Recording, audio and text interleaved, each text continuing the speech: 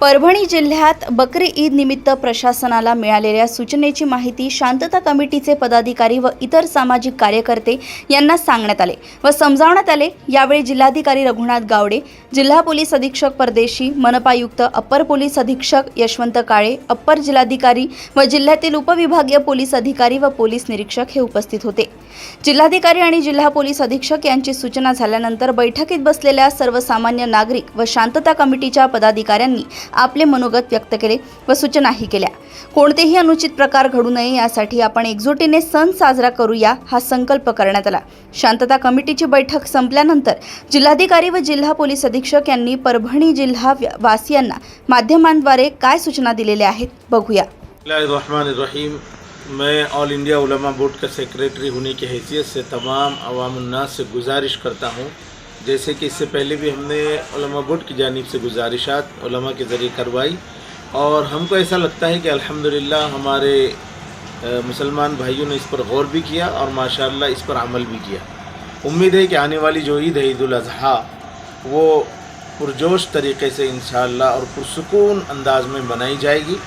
आज जैसे कि यहाँ पर कलेक्टर ऑफिस में भी मीटिंग हुई और उससे पहले नानलपेट के अंदर में भी मीटिंग हुई कल, तो गुज़िश्ता कल भी यही बात आई थी कि जिन जानवरों के लिए ज़बीहे के ताल्लुक़ से हमें महाराष्ट्र गवर्नमेंट ने कहा है, तो इंशाअल्लाह हम भरपूर उसके ऊपर में अमल करेंगे और अल्हम्दुलिल्लाह उम्मत मुस्लिमा अमल करते हुए नज़र आ रही है।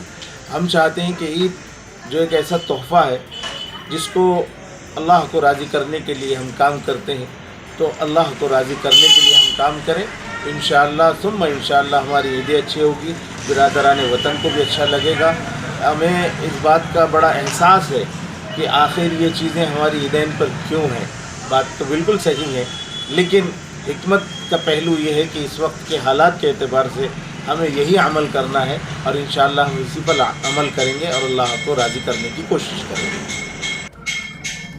अल्हम्दुलिल्लाह आज जैसे मीटिंग के अंदर में ये कहा गया कि मज़बह खाने और जहाँ पर इनकी साफ़ सफाई के लिए भी कहा गया, मैं परभनी की तमाम अवामुन्नास से गुजारिश करूँगा कि आप जो है जिन ज़बीहे के लिए हमें कहा गया और ऑल इंडिया उलमा बोर्ड ने भी कहा है, तो हम इंशाअल्लाह उन्हीं जानवरों की कुर्बानी करेंगे जिससे किसी को तकलीफ़ ना हो और हमारी कुर्बानी भी हो जाए। मैं उम्मीद रखता हूँ तमाम ही बिरादरान से भी और हमारे मुसलमान भाइयों से भी कि वो ईद को ईद के जैसा मनाएं और अल्लाह को राज़ी करने की कोशिश करें। इंशाअल्लाह हमारी कुर्बानियाँ ज़ाय नहीं जाएगी, अल्लाह इनको कबूल फरमाएगा।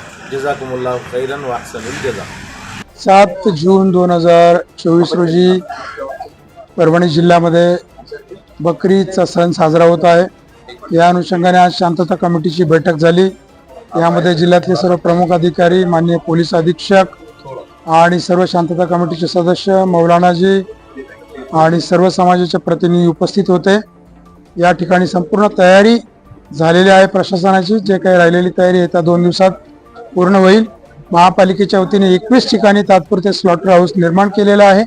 मी आपल्या सर्व नागरिक बंधू भगिनींना आवाहन करतो की आपण कोणतीही कुर्बानी रस्त्यावर न देता अधिकृत स्लॉटर हाऊस मध्ये द्यावी आणि त्याचं जे काही वेस्ट आहे ते देखील रस्त्यावर टाकू नये आणि कुठल्याही समाजाच्या भावना दुखावल्या जाणार नाही याची दक्षता घेऊन अतिशय आनंदामध्ये येणारा बकरी ईदचा सण साजरा करावा असं मी जिल्हा प्रशासनातर्फे सर्व नागरिक बंधू भगिनींना आवाहन करतो।